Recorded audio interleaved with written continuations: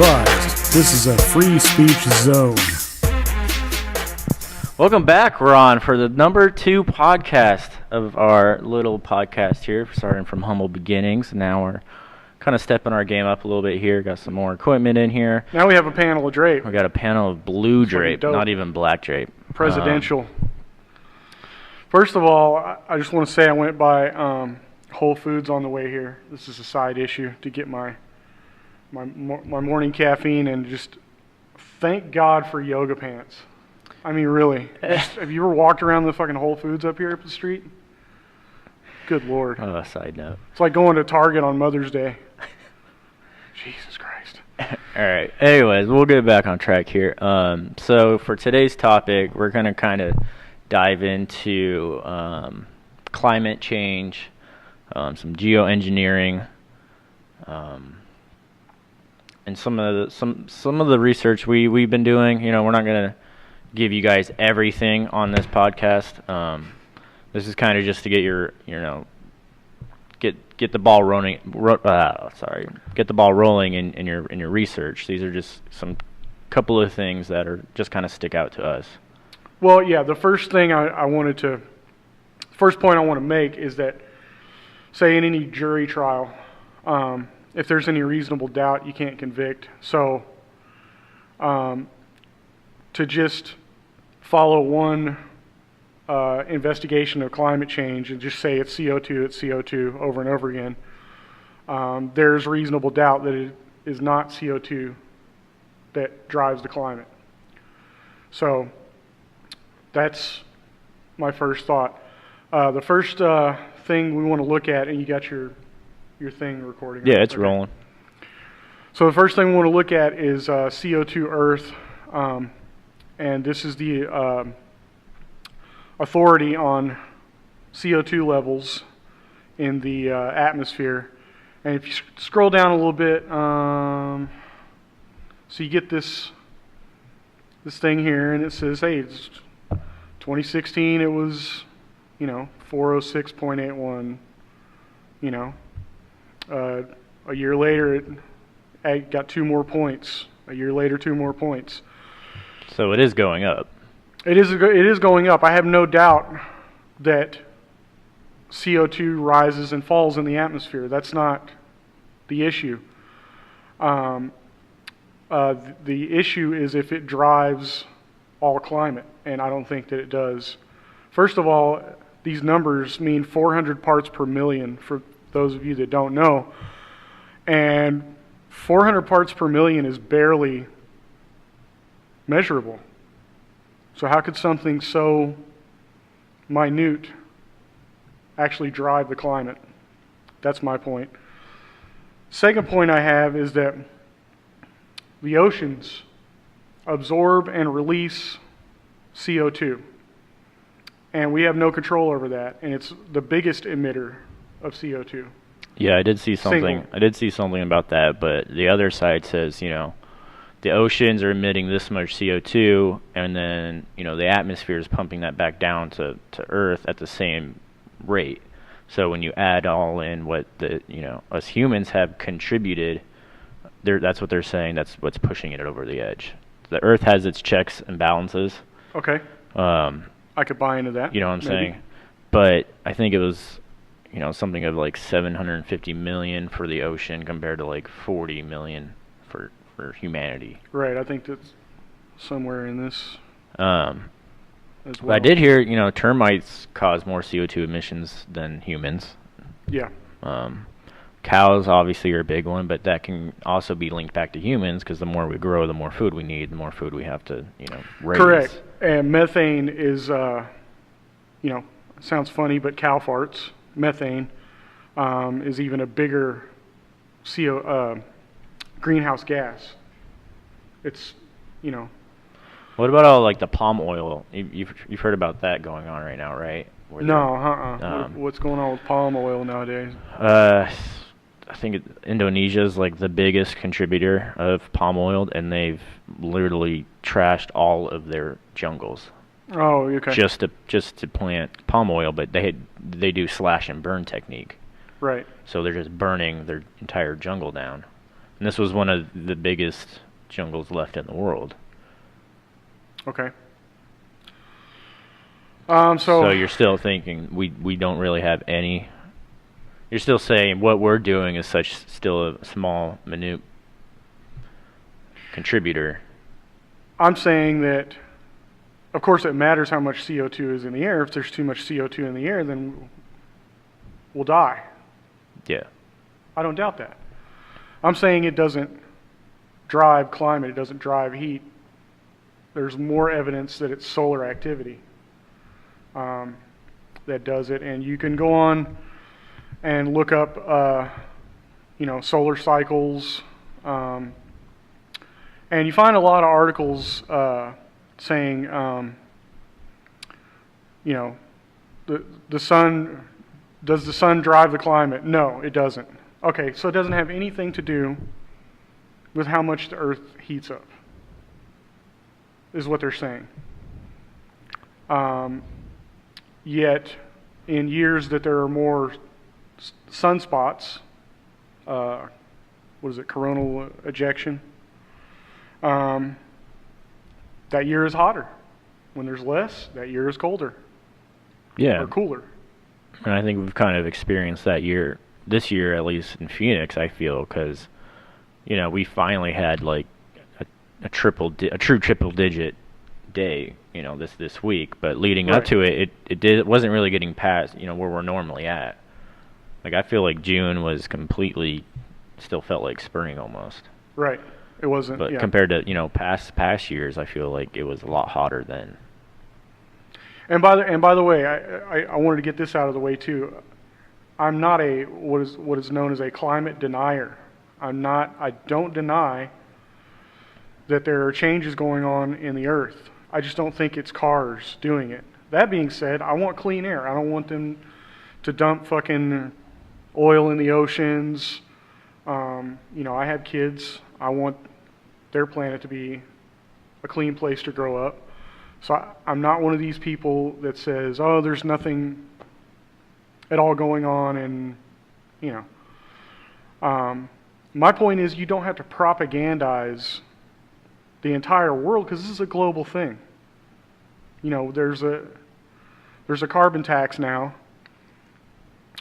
and, by the way, what we're doing is we're giving control of our industry to the UN. Is literally what we're doing. So every time there's a hurricane or a forest fire or a wildfire, whatever, they just keep bringing up man-made global warming, man-made climate change over and over again to make you feel guilty. And then at some point, the UN can go, okay, you don't produce tires anymore. China produces tires. You can't. You see what I'm saying? Yeah. Let me raise this question though. If they want to scare you into climate, we're causing climate change and to lower your carbon footprint, wouldn't they want the exact opposite for profit reasons though? Like, why would they want you to drive less, use less, when we all know we're a profit driven? Because they want control. You get what I'm saying? Like, why? I do, but that's what the ultimate destination of this is deindustrialization of the United States, and they would rather, pump all of the money out of the United States into banks. Then they have control over us. They have total control. You can't own a car. You have to live in a city. Can't have private property. That's the end goal of this. So that's why I say that they are lying and making you feel guilty so that you think it's your idea. It's like Inception or something. I want I want the planet to be cooler. So I'm going to give up my car. Well, I also heard that like this kind of all started with Al Gore too, and Right. his Inconvenient Truth documentary. Inconvenient truth. Well, but And this according is to Al really Gore, just a big scam. Like, yeah. According to him, by now we should, half of California should be gone. What did he say, by 2012 or something? Yeah, I mean, So you got some. I just want to show you this Interesting graph. graphs This there. graph real quick. Actually, let me backtrack just a second, just to kind of retouch on your sunspots type thing. Yes. Right here in this article he sent me, it says every 12 years or so, overall sunspot activity doubles. So that has something we have no control over, is what the sun's doing. But I Yeah. also think the sun does run in cycles just like the Earth does. And the Earth does roll in cycles. You know, you're like, oh, it's been so much hotter. But as you can see from this graph, like towards this top part, that's pretty much where we're at right now. Okay. Right. So you could see it's moving up and down, up and down, up and down. It's never a straight line. So the Earth is always changing. Right. Those little up and down, back and forth things are what, like every 15 years or so, something like that, or not even. It's because that's what 11,000 years ago that this. So yeah, you're seeing this big one right here. This happened 11,000 years ago, and this kind So of where were the cars then that were exactly what happened here? 10,000 years ago. That's not maybe a meteor hit or something, but something huge happened here. And people go back to the Bible and say that could be the Great Flood. Which, I mean, it might as well could be. Look at the world's oceans, and how much more water they had in them during that same time period. So explain this this part right here. So this is the water viewer. melting in the icebergs. They can date this by Ice core. yeah, exactly, Yeah. drilling the ice core and figuring out what happened that long ago. So this is saying 10,000 years ago, there's a catastrophic event that, pretty much put us all underwater. Right. This is what they're. Suddenly- This is pretty much what they're threatening of us. That's going to happen if we don't change. I think in the Inconvenient Truth, he projected it in 2014 we'd be all underwater. Well, now what? It's 2018. Yeah, exactly. So I always found that very interesting. That something spiked 10,000 years ago, but according to our historians, no one was around then, which I think is bullshit. But I think we've been on this planet a lot longer and being in cycles that, everyone's doing great, something bad happens and wipes us out, and now we're back in the Stone Age and we have to restart again. I think it's just a cycle, and we've been here, they're finding cave drawings that are 25,000 years old, like. Right. I get buy into that. Yeah. I mean, what makes you think that we haven't all been here before? Yeah. Kind of a little tangent there, but Yeah. it's just always interesting to me. All right. So you want to So let's backtrack. So they say one of my biggest things is you looked up in the sky when you're littler, and the sky was a lot more blue, right? It was a lot more Yes. vivid, right? Now you look up and it's kind of like a dull version of sky blue. Remember the crayon sky blue, how vivid that was? And now it's almost just the like crayon. crayon, yeah, Exactly. yeah. Okay. And if you find that crayon, it does not look like the sky anymore. And I think this is due to geoengineering, and they've been doing this for a while, isn't that right? And didn't they do it in Vietnam? And They did cloud seeding in Vietnam to try to make things more miserable for the Vietnamese, because they knew they had tunnels and didn't have the type of facilities that the U.S. troops had. So their bonehead logic was, oh, let's drown them out. Well, you see how good that works. yeah, Worked. they made it rain, and so their vehicles were getting stuck, and it's just miserable in the rain. If you But can imagine. that's an admitted thing. Yeah, it's on record that they did declassified. it. Like, and I'm flabbergasted that people don't think that they are doing something to the sky, or at least trying to control the weather or whatnot. And people are just sheeps, They just, oh, that's a contrail. What are you talking about, chemtrail? You're conspiracists. My brother's always like, you're seriously stupid if you think that they're spraying the air. And I'm like, Dude, there's proof. Like they don't call it chemtrailing, they call it geoengineering. I remember that employee party where I walked over to your table and you introduced your parents to me, and you said he's a conspiracy guy too, and your dad looked at me like this. Oh, they're more open to it than my brother is, but Maybe it was just a little psychological. let me show you a clip real quick. Okay. This is in Dubai. They make it rain in Dubai every week because it's so, dry there for it being They a make it complete rain, desert. Yeah. and they admit it. And they admit it. This guy's going to tell you that they try to make it, 10 to 30% rain more. Like, so let me play this for you. For example, only 40 So it's to saying it only 50% rains. of its rain that processed in the cloud that comes as rainfall. So by these operations, we try to increase this amount by, for example, from 15 to 30%. So how does it work? It starts here, inside the National Center of Meteorology, where a team is constantly monitoring forecasts, looking for potential clouds to seed. The operations it's only a whole work with business cumulus that just clouds, does that. which are vertical in shape. Research 5 operation. Can you read me? Once they spot a cloud, they radio the pilots, who then take to the air armed with hydroscopic flares filled with a mixture of potassium chloride, sodium chloride, magnesium, and other materials. It's essentially salt. When the plane reaches the right clouds, the pilots release the flares. These salts basically attracts the moisture and try to make it condense. So these particles becomes nuclei of condensation, and then when these droplets condense, and then they hit each other, and then they form a bigger droplet that the air All cannot. right, I'll stop there. So what he's pretty much saying is his job is to go out and find clouds to seed. Like, that's literally what he's saying. And what they do is put salt into the air. But I know that there's like some silver in there and aluminum.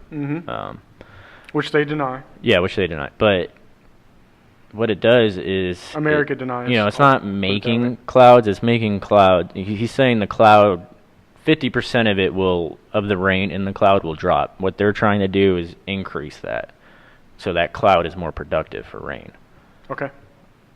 So Okay. you can see it right here, like they're doing it. I don't understand why people think like no, they wouldn't, they can't. Like, Well, that's what they do. They demonize people who question and say, "What's that? What's going on there?" and trying to do an investigation. They demonize that while acknowledging that they do it at the same time. It's all right, let me show you this. So this kind of shows you. So yeah, I'm not gonna say every contrail is a chemtrail. You'll really notice it because you'll see, an airplane go by, and it has a very small tail that disappears within 30 seconds, right? right. With these chemtrails, they last all day and they expand, and by the end of the day, they turn into a separate cloud. Like, so here's just kind of like a side by side, real quick. Look at that. Like, just compare those two. That's awesome. Like, I haven't seen this. it's ridiculous. Like, Now, so- are those planes, were they at the same altitude? So maybe I they're at wonder, different altitudes, right? But that one looks pretty Let me tiny. turn this down here a little bit. Supposedly, you only get a chemtrail But at a certain planes, altitude. yeah, which I think is not. It's so selective because you'll go outside one day and there'll be nothing. It'll be clear blue, no clouds, and there's nothing. And then you go the next day and there's some clouds, and now it looks like a checkerboard up in the sky. Like, Right. if this was due to altitude and the temperature or whatever, you would see it every day. Like, there wouldn't just be days where you don't see anything. Well, here's the But just thing. see though. how it expands. See, this one's just disappearing. Even if they were at Right. different altitudes, this one would still be like that though. If they were, the chemtrail. But see how it just disappears right away? Like, it's crazy. Years ago, I flew back to Texas with Gretchen. This is before we had Brian. And I was on a flight, and a plane crossed in front of us. It wasn't a near miss or anything. Yeah, but you could see the plane in the window. And it was laying down a chemtrail. Now, I have no idea if my plane was doing the same thing because I'm inside the plane. However, when you're up in this, when you're looking up at them, they're white. When you're in the air and you see it being laid down, they're brown. It was literally a brown I think I've seen one of those. dual. And I was like, I didn't have my camera. Yeah, it's literally I- spraying. Like it's not just It's coming not off the wings. just condensation, because condensation isn't brown. Yeah. What do we? So, what else? So they're going like so yeah they're doing that up in the, Oh, in the yeah, you skies in the airplanes, right? Okay, show this little. So I'm gonna show you a this little clip where they're actually making clouds on the ground level. Like this is coming from NASA on Top Gear. This guy's talking about it.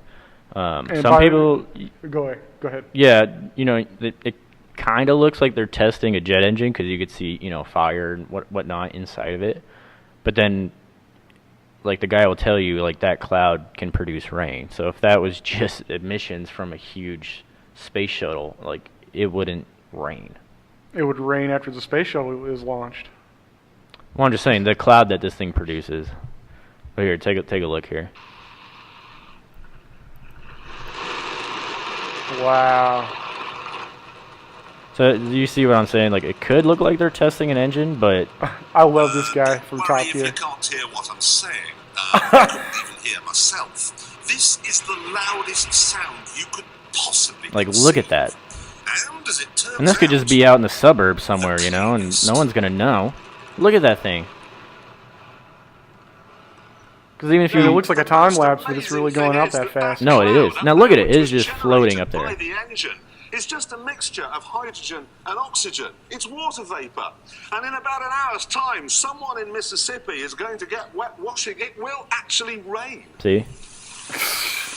That's a cloud that's now floating in the atmosphere just from this. Now, So I'm sure this isn't that. Well, maybe it is.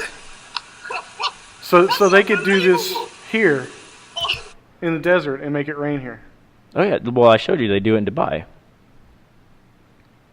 So what? Well, a lot of time too, what I think they're doing when they're spraying the clouds is there's a storm system coming in, and they either try to block it out from the city or try to trap it into the city. Mm. You know, so they're doing multiple things. It's not just one thing. Now we can be like, that's our You think this is a side issue on the conspiracy corner there, but you think they can steer storms? I've heard they can. I think so. So, what if they wanted to rebuild an area like Maybe they're- Louisiana, maybe? Yeah, maybe they're like doing this testing They here. Maybe it's all flood just the a whole test to see if we can geoengineer Mars or something.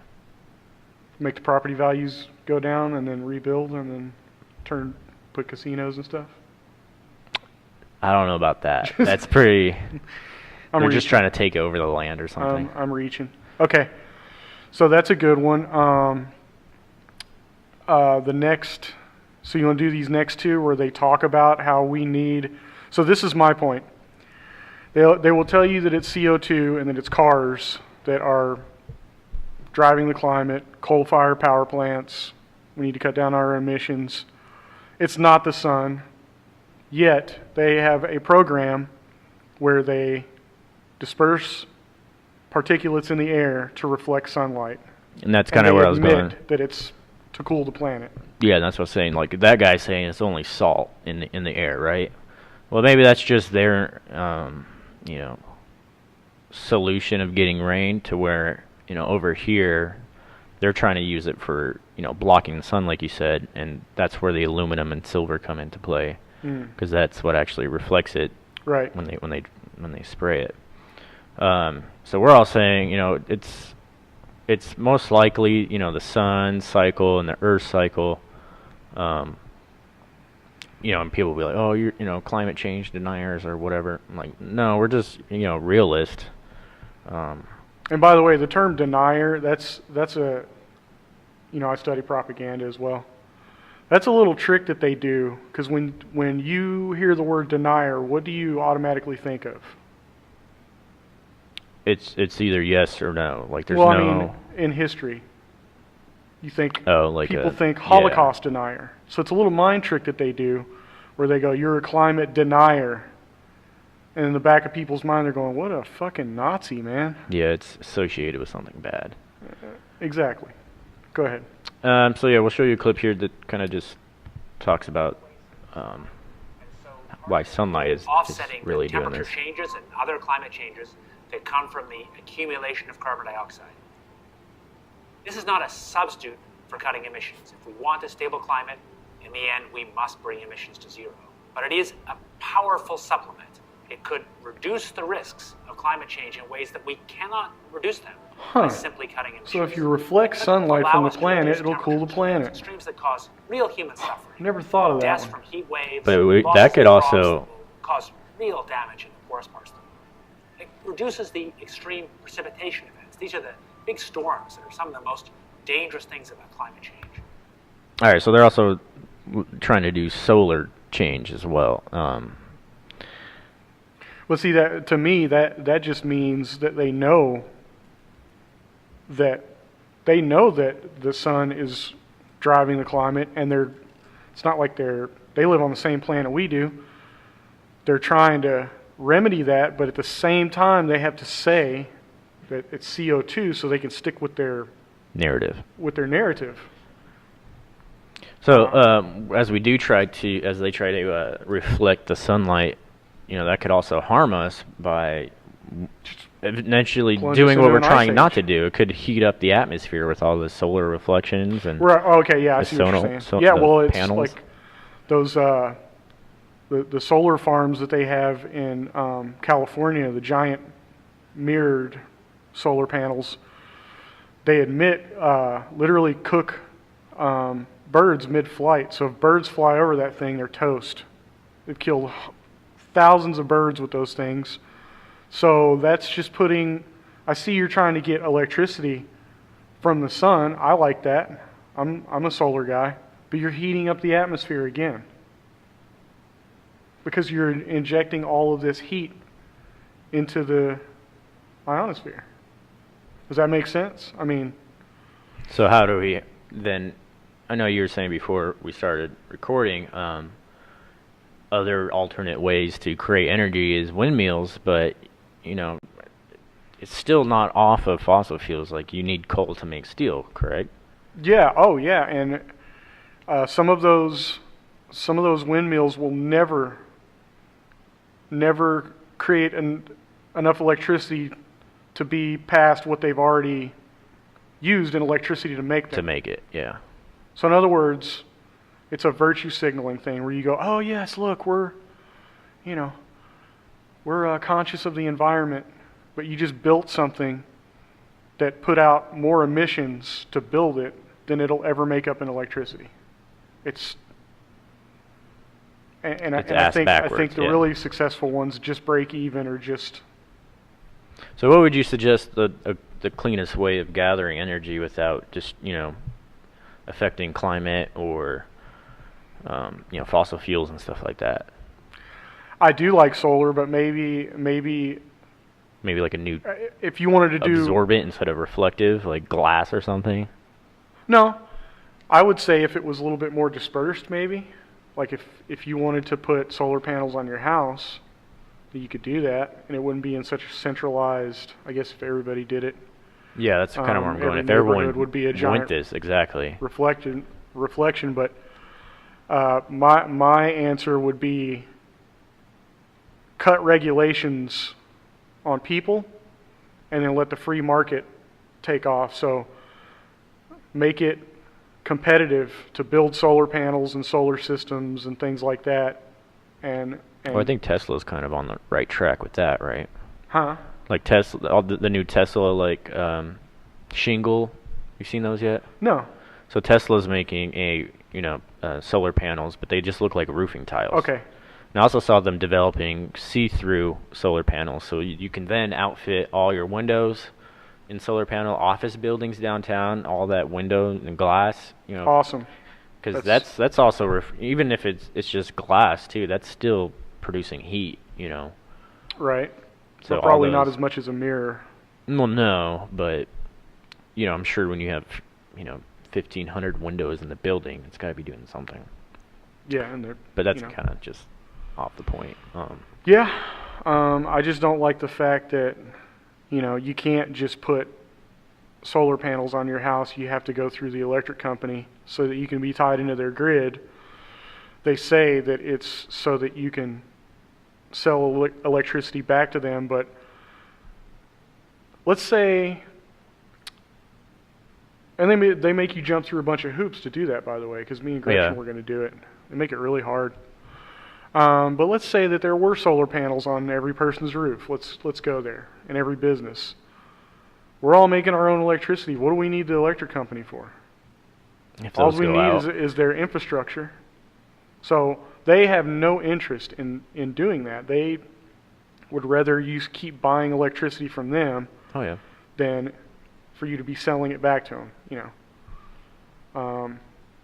There's a guy, this is another thing I told you about, there's these guys, I wish I could give them a plug, their YouTube channel, but I don't remember the name of the video, but they just took a white trailer, like a landscaping truck would pull, and they just put solar panels on it.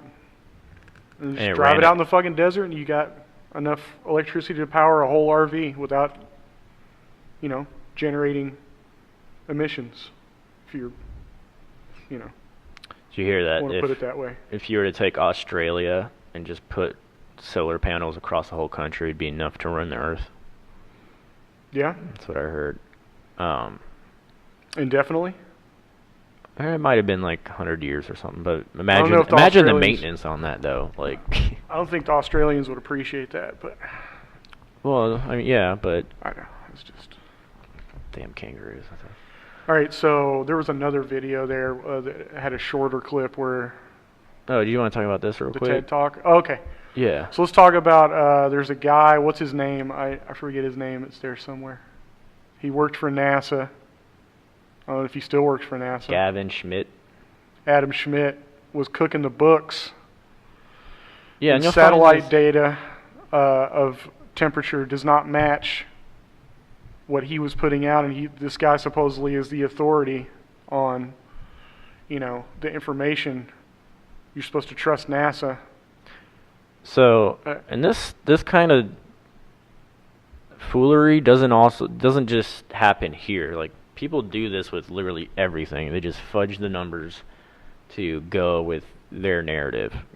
This right here is showing you NASA's trend of what are they showing here? Like it's temperature, right? So this is NASA's, and this is this guy's. He's the one in charge of getting the information from satellite reads. But you could see that he's kind of making it leveled off, or NASA's raising it. But what is this CO2?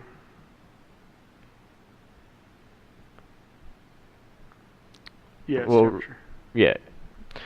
But okay. So which one do you believe?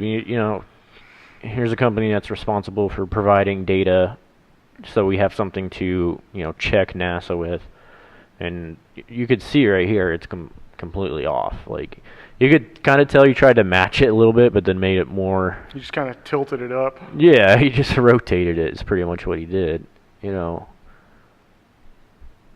But that's just, this kind of just goes back to, don't believe everything you read. Don't be a sheep. Don't do just a little bit of research, and you'll see, like, this stuff is happening. We're, like we've been saying, we're not really responsible for the climate change. Right. I think if nobody was here on this planet, it would still be 118 degrees outside. Yeah, regardless. In the summertime. Yeah. So some people will be like, well, we're actually it's not necessarily just temperatures or CO2. It's us affecting weather systems, and there's more hurricanes, more violent tornadoes, and stuff like that. Do you think that has a contributing factor? What, CO2? CO2 no, meaning whatever we're doing to increase global warming or climate. We just started change. out by showing how they can make it rain, for Christ's sakes. Maybe we are unknowing the the public not knowing about it, maybe we are manipulating the weather, you know? All right, so another issue I wanted to talk about is that people just say if we could just, you know, snap our fingers and make every car electric, that would be better. But it would not. If you're using more electricity, you're using more emissions, because what a lot of people don't realize is we get a lot of our electricity from coal-fired power plants. The environmentalists don't like nuclear, which is pretty... Overall, it's really safe, but what are you going to do with the waste? With the waste, yeah. So I totally understand that, but if they don't want nuclear and they don't want emissions from coal-fired power plants, if they shut them all down right now, within a month, people would say, turn it the fuck back on, please. Please. Because you would have electricity rationing, traffic lights wouldn't work, hospitals would be running on generators. Anybody that's lived through a hurricane will tell you, you want the electricity, trust me. It's, you know. Yeah, they're experiencing that in Puerto Rico right now. So if you can't use nuclear, and you can't use coal, and you can't use natural gas, and we're going just on windmill power and solar panels, currently, that's not enough to produce enough electricity to have a modern society. Don't you think at some point, though, we probably need to go that way? At some point we do. Like I said, I don't want the skies polluted. I want, you know. Yeah, I feel like we probably just need better technology to make that happen. Right now, they kind of just stuck with the first, you know, all right, electric cars. Now everyone just put all your money into electric cars and that'll fix everything. Like, right. We need to be developing alternative ways to, which I'm sure they are, but they're not, you know, advertising that. You know, they want you to buy the new Prius, but what else can you do? You know. Right. Yeah, like I said, if they just turned them all off tomorrow, people would be killed. People would die. People, you know, there may be even rioting. Yeah, it's used to make all your products too. It's not even just, you know, cars or, you know, your house or whatever. You know, it's used, petroleum's used in a lot of things. Yeah, plastics and household items and things like that. So, and that's a whole other road that we can go down later with oil. A lot of people don't realize how oil is actually, we could talk about that a little bit here. We got some time. Produced and whatnot, but here's the thing. If there's oil under our feet, a lot of people think, oh, you just pull the oil out of the ground and you make it into gas and you use it. No, that's not how it works. Because of OPEC, that oil has to go on the world market and then we got to bid to get it back. So, to be a real environmentalist, you'd say, our oil stays with us. That way, you know, we get to decide how it's used. Right?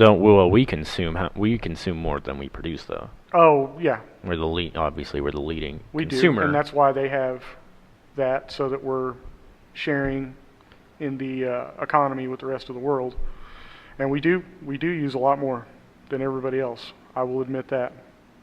I also read, though, that they're not going to run out of oil anytime soon, and it's just a front to keep prices, you know, jacked up. Oh, yeah. Like, everyone's like, oh, you know, I think, what is it, like they say 2050 will run out or something like that. I've heard that, you know, I think there's at least 5 years, you could correct me if I'm wrong, but there's like 5 or 10 years worth of oil just stockpiled in Texas. I don't know that that's true or not, but I would not doubt it. Yeah, I've heard that one before. Yeah, and when I say I hear that, it doesn't, you know, necessarily, it just means, you know, I like to look at different theories and subject, you know, I don't like to just stick to the narrative that someone tells me, you know. So, another issue I wanted to talk about is carbon taxes. And if you really study how all of that works, it's really convoluted. So what they do is they put a carbon tax on corporations, but they can trade carbon credits. Yeah, that sounds fun. Carbon credits? Yeah. That sounds like some idiocracy thing. Right. Like, Yeah. like V-Bucks for Fortnite or something. So if you have an oil company and you also have like a food company, you can produce all the oil you want and then just trade off the carbon credits that you didn't use in your food company How would they track to, that, though? to even it. I think How- it's, like, I think how it's do you- all bullshit. I How do think you they're track just bullshitting your, us. you know, your carbon footprint, you know, like... Oh, and by the way, it's in the works right now for each and every citizen is going to have a tax soon. They estimated currently it would be about $200 a year that you're going to have to shell out. for just your everyday living. If you If you depending are on what alive. neighborhood you live in, if you live in an apartment, it'd be less, but they're going to make everybody. And listen, once these things are implemented, there's no turning back. They will cause a war over this. If you try to say no, we're not. If America told the UN, "Fuck you," we're not doing this carbon tax thing anymore. It's all bullshit. Well, they kind of The did next that. day, we would be in a world war. That I would don't- make it happen.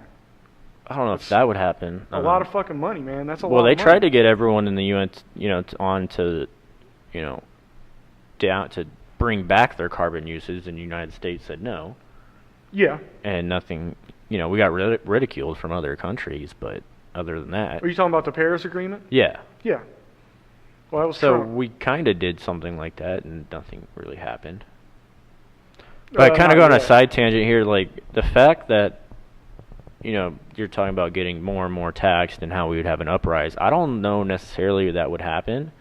I mean, if you go back to colonial times, they weren't getting taxed, and now all of a sudden they had the 2% tax they were trying to implement on them, and they started a war over 2%. Mm-hmm. We get taxed 30 to 40% now, and everyone's like, okay, that's fine. That's, you know, got to do my part to build the roads or whatever, but, you know, it's never going where you want it to go. But so I don't think if they were to add another $200 a year, anyone would really throw a fit, because they would spin it in such a way that this is good for you, good for the environment, it makes you, you know, watch how much you're using, stuff like that. So I think they would spin it in a way where everyone would not bat an eyelash about it, I could see that happening. you know. Everybody's pretty. They're dead set on the, you know, their ways, you know, just leave me alone, you know. Yeah. I mean, I do think we need serious tax reforms, but it's only going to benefit the government, really. And I was kind of watching that 1% guy that you were telling me about. He was on. Oh yeah, he was on, Peter Schiff. Yeah, he was on Rogan a couple days ago. He was on road. Yeah. Yeah. And he he's makes a like- lot of sense on a lot. I don't agree with everything he says because you can't agree with. Yeah, everything you that someone can't. says, but he makes a lot of good points. But yeah, we need to be angry at the government, not the rich people. But that's totally different conversation. But Right. So all of this to me leads to one place, and that is a global control over America, instead of us manifesting our own destiny. And what their plan is, their ultimate plan is, because they have, when I say they, I'm talking about basically the Federal Reserve Bank. They rule America. They control our government. yeah, there's no doubt. They're There. they're a privately owned entity. Everybody can look this up. It's not a federal institution. They print our money and they lend it to the government at interest. That's where you get the national debt from. Yeah, I think we'll do Bro, I gotta show you do that. a show about that. We'll do a show I about gotta show you Federal that. Reserve and Did I email you that national debt time clock? That has all no, those yeah, figures on it? I've seen it before. It's pretty Holy it's pretty shit! alarming. It jumps the national debt jumps $100,000 every 8 seconds. Well, you see that Trump is building his brand new Air Force One. Is he? It's going to cost us $3.6 billion. Damn. Well, But anyways, well, that's another the fucking conversation. Air We'll Force have, One we'll plane has been we'll- around since like the 80s or some shit. It's Right. fucking- But we'll Um, make that a different show. So, So let's kind of get some closing remarks here. I think our time's kind of coming up all here. right, you want to go first? Yeah, I just really want to get through to people that there are chemtrails. You can go, please just go out there. Maybe you're having a pool day. You can track them, like, and they will turn into like clouds. Like it's crazy that people don't think that they're doing this. I showed you on this episode. You know, there's people's jobs is to find clouds and to seed them. You know, they're making it rain. They're controlling storm patterns, and you know, whether that is for evil purposes or, you know, doing good, could still be up in the air. You know, the conspiracy part of it is they're, you know, poisoning us with aluminum in our water and whatnot. It's, you know, it's all rainfall. I don't necessarily know if that's what's going on, but they are trying to change our climate. And I think that the Earth is just in its certain cycle right now, and I don't think it's anything to worry about, honestly. Right. It's. I believe that the planet goes through cycles. You showed that graph earlier. When I tell you what, if it was 11,000 years ago, before that stabilization happened, people would. You're talking 13, 14, 15 degree jumps, Swings. back Yeah. and forth in the temperature, in the overall temperature of the planet. You don't want to be in an ice age. That's a killer. Yeah, I think we'll end up doing more harm to ourselves trying to do this. than Trying to if we just let the reflect Earth do sunlight, its own yeah. thing. But, you know, people are going to say the more the population builds, and you've seen those time lapses where it shows the population growth of the Earth from, Mhm. you know, 1800s till now. It's crazy. So I think, do you think at one point we are going to be affecting it as they say we are? Because we have, you know, what is it, 8 billion people in the world? That's going to double within like 20 years. Like, Right. I think at some point we are going to be affecting it. I think right now we're not, as much as they want to say we are. I agree. So, All right. And just my point to take away from this is, just as Robbie said earlier, don't be a sheep. Don't just believe anything that the government or NASA is going to tell you, because they have definitely a vested interest in misinformation, and getting you to believe big lies so that they can manipulate you whenever they want. And my other takeaway is, where this is going is, you're not going to be able to own private property. You're not going to be able to own a car. I've heard that 3 different times now in some of the, we won't say what we do, but we have inside information on industry and stuff like that. I'll put it that way. No more owning a car. You're going to have to live in a city, and you're going to have to live in a little small apartment, and it'll be mainly a socialist type thing where you work, you work 20 hours a week, you get a little check from the government, you have a drone bring you your coffee, in the morning, and they just want nobody to have any kind of freedom, to the point where there is no more, hey, let's get in the fucking car and drive up to Flagstaff this weekend. for the day, yeah, or something. The car that you have won't go there. You'll have to go have a that far. permit. They do that in some Asian countries, right? It's so expensive just to have the license. Is like the license for just the car is $20,000, Jesus. and then you have to buy the car, and then you have to, Yeah. pay a yearly permit fee for that. Yeah, and I've seen the robot taxis. They don't look fun. So in other words, I've been seeing those pop up too in Tempe, the Wayfair ones. you've seen the Wayfair? Oh, I saw them all over Tempe. I'll fucking throw a Molotov cocktail into that thing. I'll make sure there's nobody in it first. But so they're utopian view is there's just going to be a bunch of robot cars driving around. You need a car, you grab one, you get in it, you go to the grocery store, it drives away, goes and picks somebody else up. When you come out of the grocery store, you grab another one, and it takes you home. You're going to have to put a destination into that thing. There's no, drive, go left here, go right there. You're going to have an address. And they're going to know everywhere you're going. For these things, for you to be able to use them.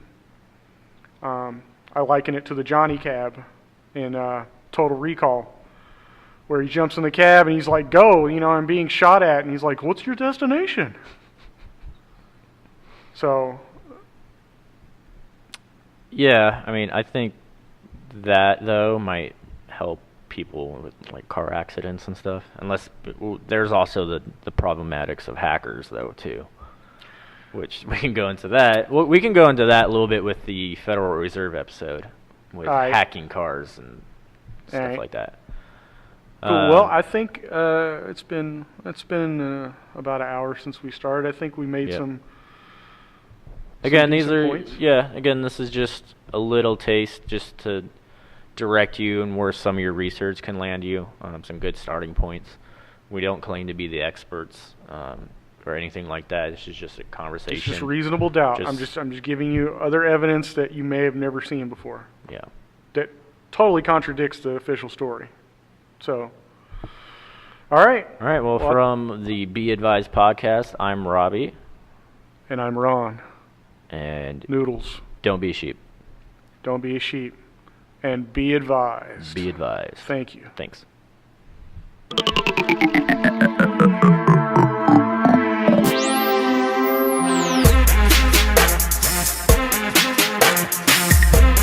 Be advised.